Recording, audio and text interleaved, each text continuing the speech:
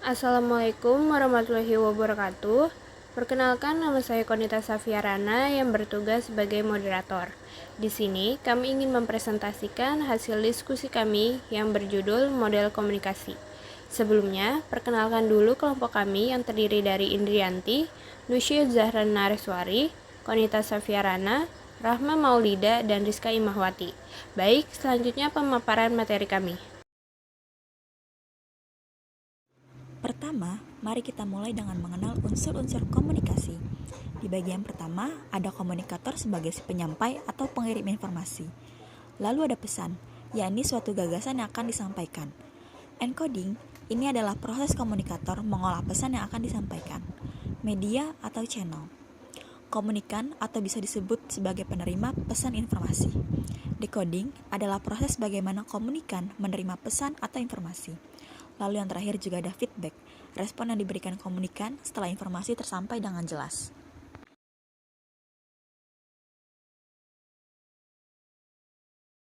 Setelah mengetahui unsur-unsur komunikasi, mari beralih ke model-model komunikasi. Model komunikasi dibagi menjadi dua, yaitu model komunikasi utama dan model komunikasi turunan utama.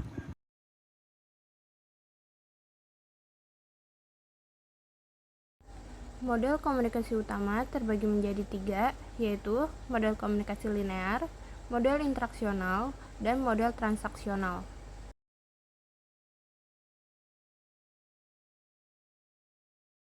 Yang pertama kita akan membahas model komunikasi linear.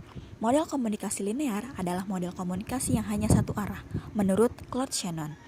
Jadi, model ini hanya beralur dari pengirim mengirimkan pesan, lalu penerima menerima pesan dengan baik.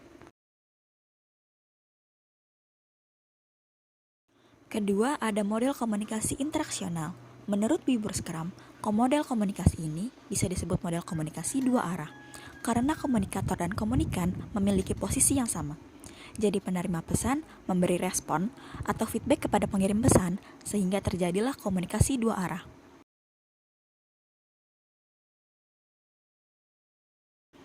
Terakhir dari model komunikasi utama ialah model komunikasi transaksional. Model ini hakikatnya sama seperti komunikasi interaksional, namun yang membedakan adalah komunikasi ini berlangsung dengan terus-menerus hingga berujung pada sebuah kesepakatan atau kesamaan. Setelah mengetahui model komunikasi utama, diharapkan kita bisa berlanjut ke model komunikasi turunan. Selanjutnya, turunan model komunikasi utama.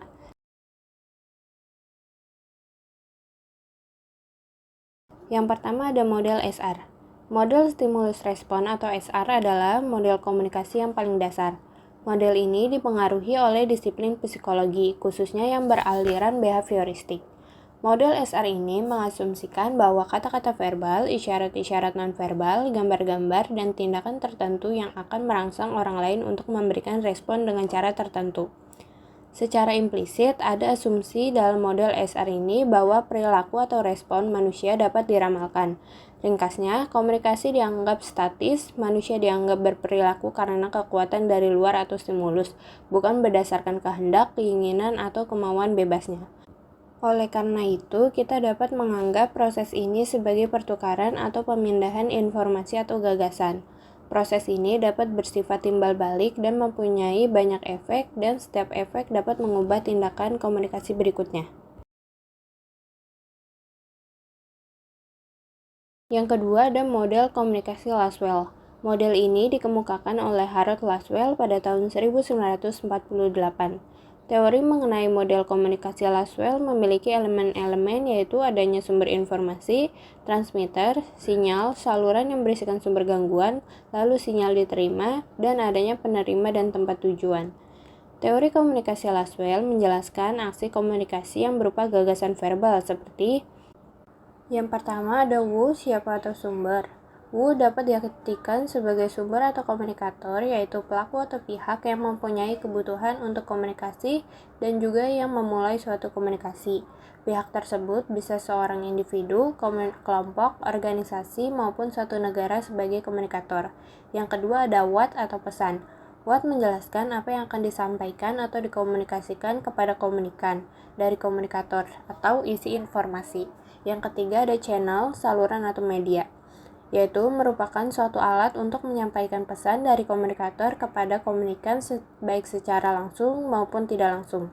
Yang keempat ada whom, siapa atau penerima, yaitu seseorang yang menerima bisa berupa suatu kelompok, individu, organisasi, atau suatu negara yang menerima pesan dari sumber. Hal tersebut dapat disebut tujuan, pendengar, khalayak, komunikan, dan penafsir. Yang kelima ada efek atau dampak. Dampak terjadi pada komunikan setelah menerima pesan dari sumber seperti perubahan sikap dan bertambahnya pengetahuan. Teori Laswell memiliki dua asumsi. Pertama, komunikasi secara intent berupa penerima, dan kedua, penerima bukan hanya penerima pasif yang dari sumber di mana semuanya merespon dengan cara yang sama. Model Laswell sering diterapkan dalam komunikasi massa. Model tersebut mengisyaratkan bahwa lebih dari satu saluran dapat membawa pesan.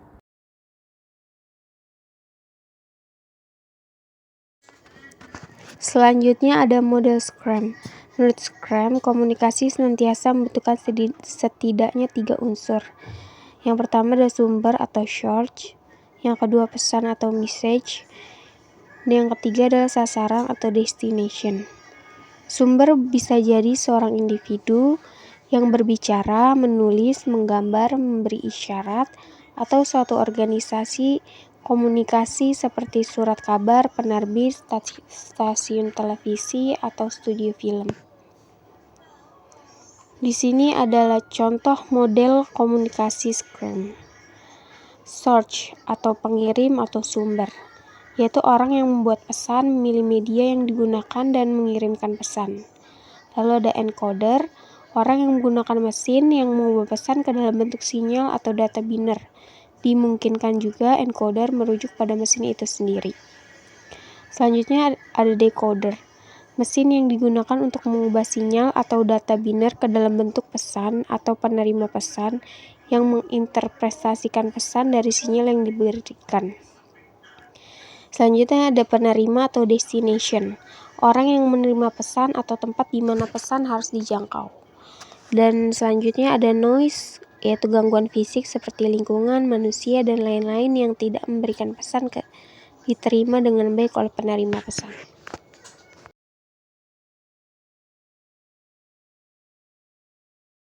Model Aristoteles. Model Aristoteles adalah model komunikasi paling klasik yang sering juga disebut model retoris. Model ini membuat rumusan tentang model komunikasi verbal. Yang pertama, komunikasi terjadi saat pembicara menyampaikan pesannya kepada khalayak dengan tujuan mengubah perilaku mereka.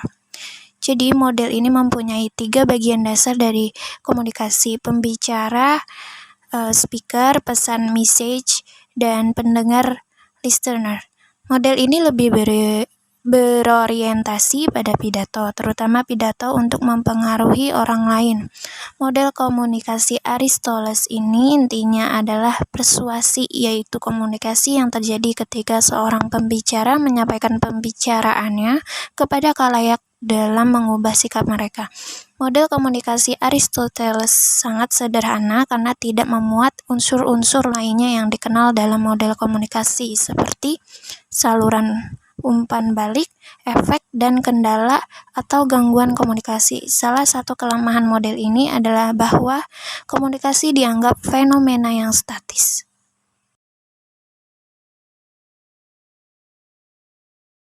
Dan selanjutnya ada model jarum hipodermik. Secara harfiah, hipodermik berarti di bawah kulit.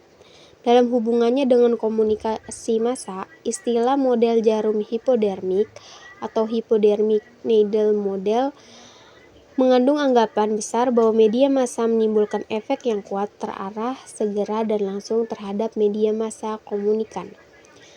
Teori jarum hipodermik ini mengasumsikan bahwa media memiliki kekuatan yang sangat perkasa dan komunikan dianggap pasif atau tidak tahu apa-apa. Teori ini juga mengasumsikan bahwa seorang komunikator dapat menembakkan peluru komunikasi yang begitu ajaib kepada khalayak yang tidak berdaya atau pasif.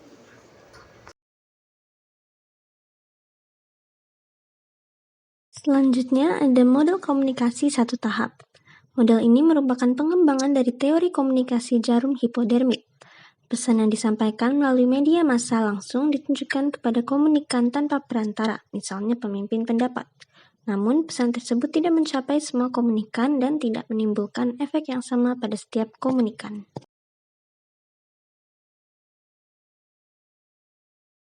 Yang ketujuh, ada model komunikasi 2 tahap. Disebut 2 tahap karena model komunikasi ini dimulai dengan tahap pertama sebagai proses komunikasi massa dan tahap kedua sebagai proses komunikasi antar persona. Model ini menggambarkan bahwa pesan lewat media massa diterima oleh individu atau komunikator yang juga bisa disebut sebagai pemimpin pendapat yang menaruh perhatian pada media massa sehingga menjadi orang yang terinformasi atau well-informed. Para pemimpin pendapat menginterpretasikan setiap pesan sesuai dengan frame of reference dan field of experience yang ada pada dirinya. Selanjutnya, para pemimpin pendapat itu menyampaikan pesan yang telah diinterpretasikan kepada individu lain atau komunikan secara antar persona di tempat tertentu dan menggunakan cara tertentu sesuai kondisi setempat.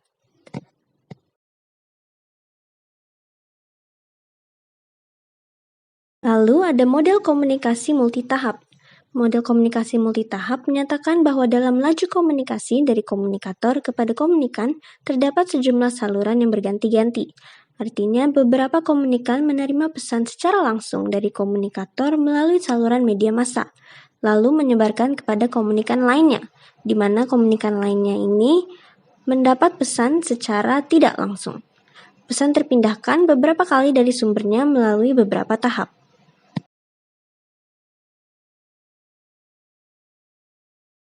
Selanjutnya ada model Gerhardt-Maletsky. Gerhardt-Maletsky membuat modelnya berdasarkan elemen-elemen klasik yaitu pesan, media, dan komunikan. Tetapi di antara media dan komunikan, ia menambahkan elemen lain yaitu tekanan atau kelebihan, kendala atau kekurangan media, dan citra media. Model yang dikembangkan oleh Maletsky ini meskipun terlihat rumit, namun sesungguhnya merupakan model yang sederhana dan tidak terlalu istimewa.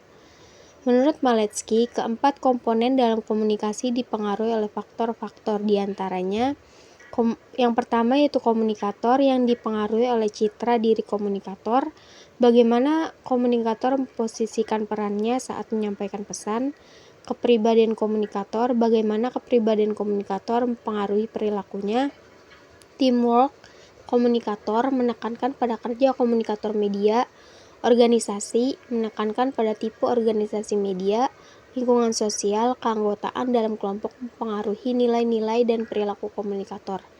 Penekanan dan pembatasan dari saluran media, komunikator harus memperhatikan pandangan norma-norma. Yang kedua ada pesan atau message yang dipengaruhi oleh pemilihan dan struktur isi pesan. Hal-hal di atas mempengaruhi bagaimana komunikator menyusun dan menyampaikan pesan. Penekanan dan pembatasan. Yang ketiga adalah penerima yang dipengaruhi oleh citra penerima, struktur kepribadian penerima sebagai bagian dari audiens, lingkungan sosial penerima. Maletsky juga menganggap karakteristik media berikut yang relevan, yaitu jenis ekspresi yang diminta dari penerima, penampil, pembaca, dan lain-lain. Sejauh mana penerima terikat pada media spesial dan ketepatan waktunya. Konteks sosial di mana anggota khalayak menerima isi media, perbedaan waktu antara kejadian dan konsumsi pesan tentang peristiwa yaitu tingkat simultanitas.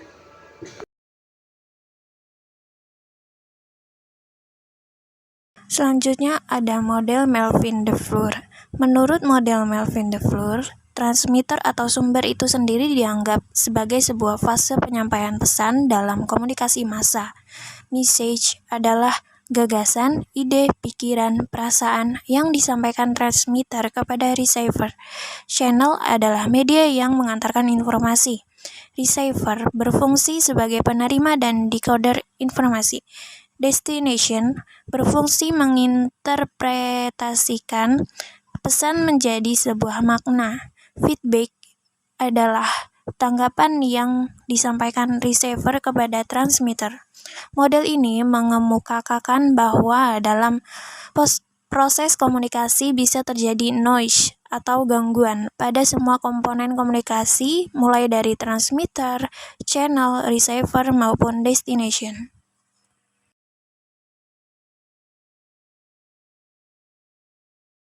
Model Hibbert-Ungerleider-Bond. Model ini menunjukkan bahwa proses komunikasi massa merupakan proses sirkuler, dinamis, dan terus berkembang. Model ini berbentuk lingkaran untuk menunjukkan bahwa komunikasi adalah satu rangkaian aksi dan reaksi. Jadi model Hibbert-Ungerleider-Bond ini mengibaratkan komunikasi sebagai proses yang mirip dengan peristiwa ketika sebuah batu kerikil dilemparkan ke dalam kolam. Kerikil itu akan menimbulkan riak-riak yang akan terus membesar sampai menyentuh tepian kolam dan memantul kembali ke tengah pusat riak. Isi komunikasi bisa berupa ide atau peristiwa seperti batu kerikil yang dilemparkan ke dalam kolam, permasalahan manusia.